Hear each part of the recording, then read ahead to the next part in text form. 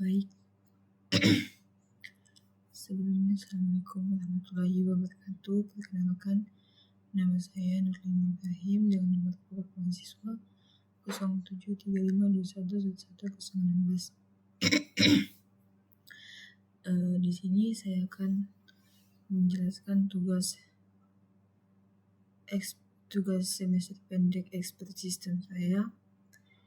Yang pertama yaitu penjelasan tentang metode forward chaining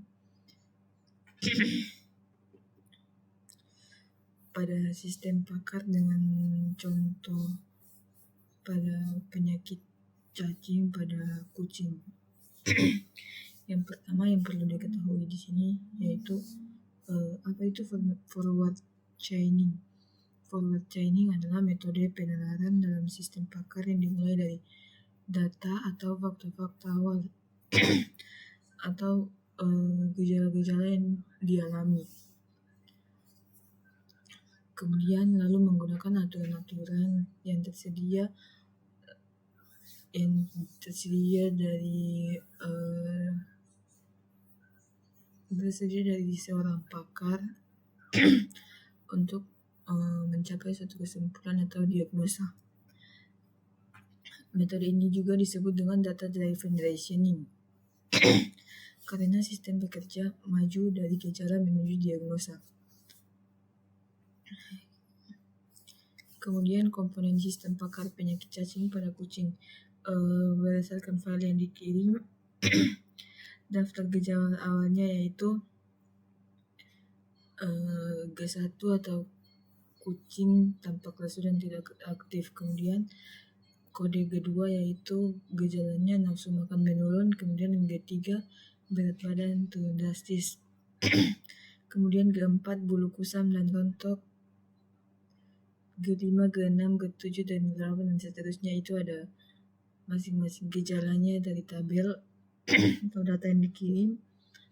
Kemudian daftar penyakit, contoh penyakit yang ada di tabel yaitu yang poin pertama yaitu dengan kode P1 yaitu infeksi cacing gelang, yang kemudian P2 infeksi cacing tambang, P3 infeksi cacing pita dan seterusnya. Kemudian rule base atau aturannya yang di sini yaitu R1 sama dengan IF, G1, N, G2, NG7, dan PI. Ini seterusnya ini. Kemudian di sini ada cara kerja dari forward chaining. Yang pertama yaitu kita inputkan gejala yang diamati pada kucing, lalu dimasukkan ke dalam sistem. Kemudian sistem mencocokkan gejala tersebut dengan kondisi if pada setiap aturan. Nah, jika semua gejala pada sistem suatu aturan terpenuhi, maka di sini sistemnya akan menyimpulkan penyakit sesuai dari aturan tersebut. Sistem juga akan dapat berhenti pada suatu diagnosa yang ditemukan, atau dia akan terus mencari jika gejala yang cocok dengan itu lebih dari satu aturan. Kemudian implementasi forward chaining. Contohnya saya ambil contoh di sini yaitu misalnya seekor kucing memiliki gejala yang terdapat kode yaitu G2, G5, G8 yang dimana gejalanya itu G2 sebagai nafsu makan menurun, G5 muntah-muntah, G8 tinja mengandung cacing. Maka penalarannya yaitu masukkan G2, G5, G8. Nah, ini merupakan rumusnya. Bisa dilihat, maka sistem menyimpulkan bahwa kucing kemungkinan besar mengalami infeksi cacing pita. Nah, ini merupakan penjelasan dari metode forward chaining. Kemudian selanjutnya saya lanjut ke metode yang kedua, yaitu backward chaining pada sistem pakar dengan contohnya pada penyakit cacing juga sesuai data yang dikirim. Di mana backward chaining adalah merupakan metode penalaran dalam sistem pakar yang dimulai dari hipotesis atau kesimpulan, misalnya jenis-jenis penyakit tertentu. Kemudian sistem akan menelusuri kembali ke gejala-gejala yang dibutuhkan untuk mendukung hipotesis tersebut. Sedangkan yang tadi yang forward chaining itu tuh dimulai dari gejala, terus penelitiannya dimulai dari gejala ke hipotesis. Sedangkan backward chaining ini dimulai dari hipotesis, sudah dihipotesis duluan, kemudian ke kesimpulan. Kemudian sistem akan menelusuri kembali ke gejala-gejala, kayak sudah dari kesimpulan, kemudian dia telusuri lagi ke gejala-gejala.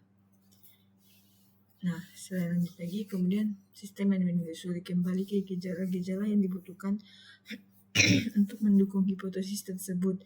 Disebut juga backward chain ini disebut juga dengan goal driven reasoning, karena penelitiannya dimulai dari diagnosis dan mencari tahu apakah gejala-gejala benar-benar ada atau tidak. Ini merupakan contoh daftar gejala. Ada kode-kode G1, G2, G3, G4, G5, G6, G7, G8, G9. Itu kucing nafsu makan menurun, berat badan turun drastis, bulu kusam, muntah, diare, perut buncit, tinja mengandung cacing, anemia, batuk-batuk. Kemudian daftar penyakit dikategorikan dengan P. Kodenya itu P1 infeksi cacing belang, P2 infeksi cacing tambang, P3 infeksi cacing pita, P4 infeksi cacing jantung, P5 infeksi cacing bulat. Nah, kemudian rule atau aturannya di sini yaitu R1 sama dengan if G1 N G2 N G7 dan P1. Bisa dilihat juga.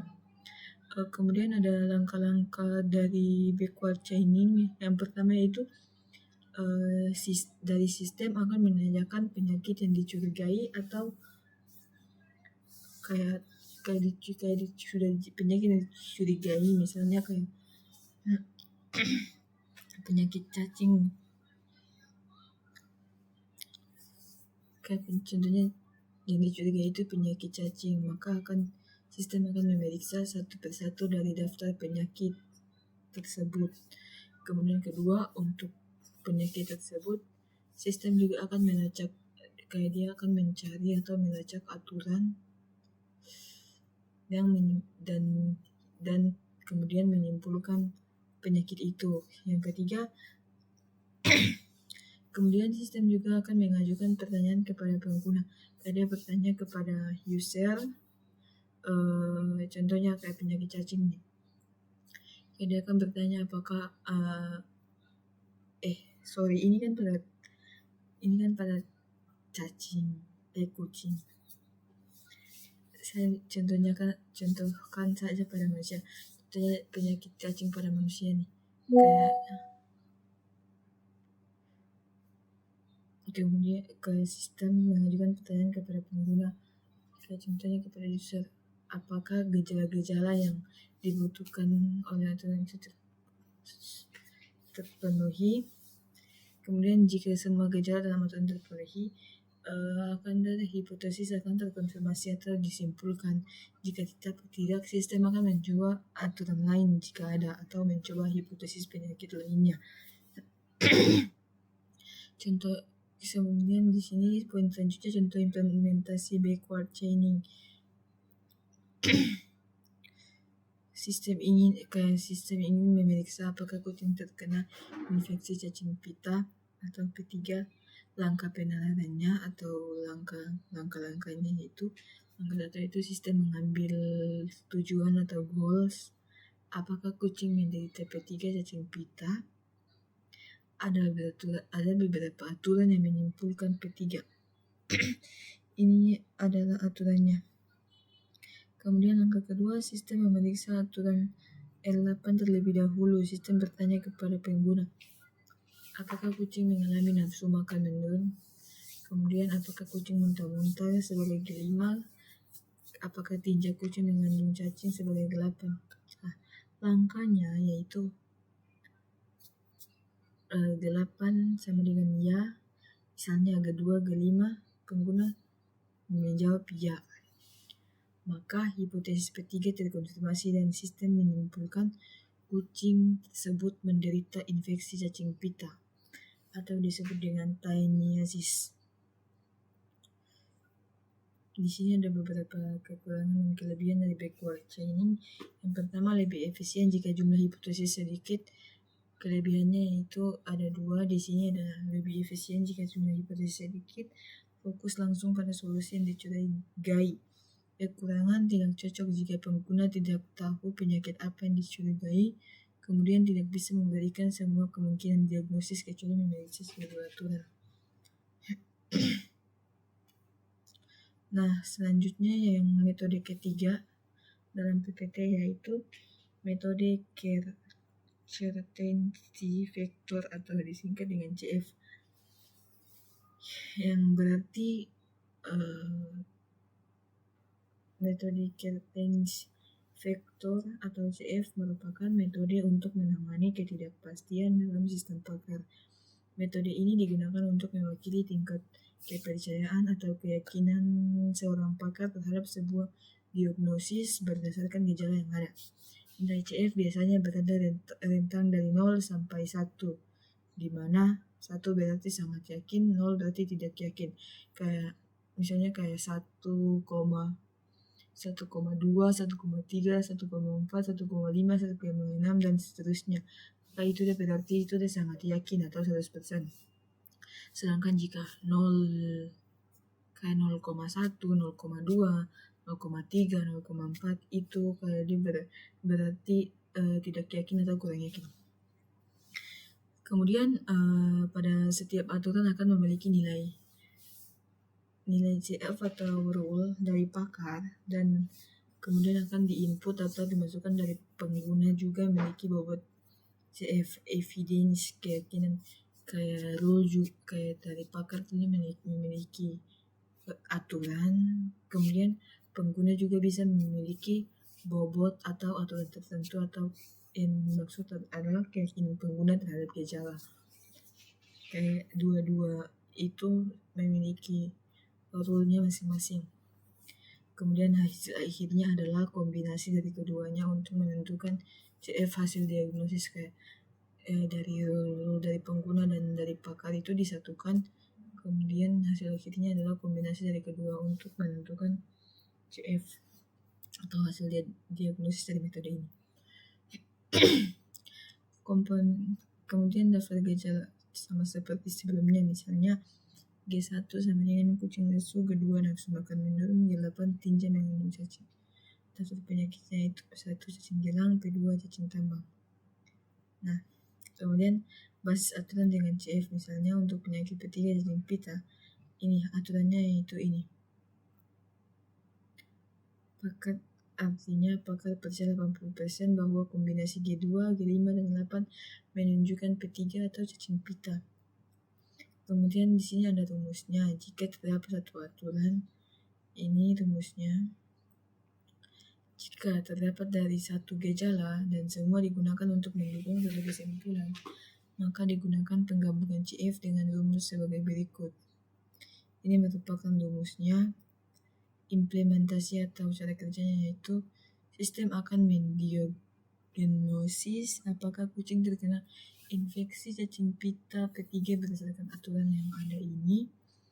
Nah, langkah yang pertama yaitu input rule atau keyakinan dari pengguna. Misalnya pengguna menyatakan gejala-gejala berikut dengan tingkat keyakinan. Kedua, nafsu makan menurut 0,9 berarti kurang yakin. G5 muntah 0,8 kurang yakin juga. G8 tinja mengandung cacing, yaitu 1,0 berarti akurat, benar. Pengguna meyakinkan itu benar. Kemudian langkah kedua ini adalah hitungan matematikanya. Kemudian langkah ketiga gabung CF dan kedua ini. Ini jika sudah digabungkan maka hasil akhirnya itu CF sama dengan 0,98, maka 0,98 berarti artinya sistem yakin sebesar 90% bahwa kucing Sherwood menderita infeksi cacing pita berdasarkan gejala yang diberikan. Di sini ada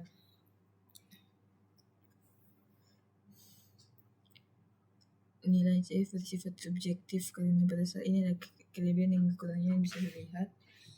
Mungkin itu saja yang dapat saya jelaskan pada tugas semester pendek saya. Lebih dan kurangnya saya mohon maaf.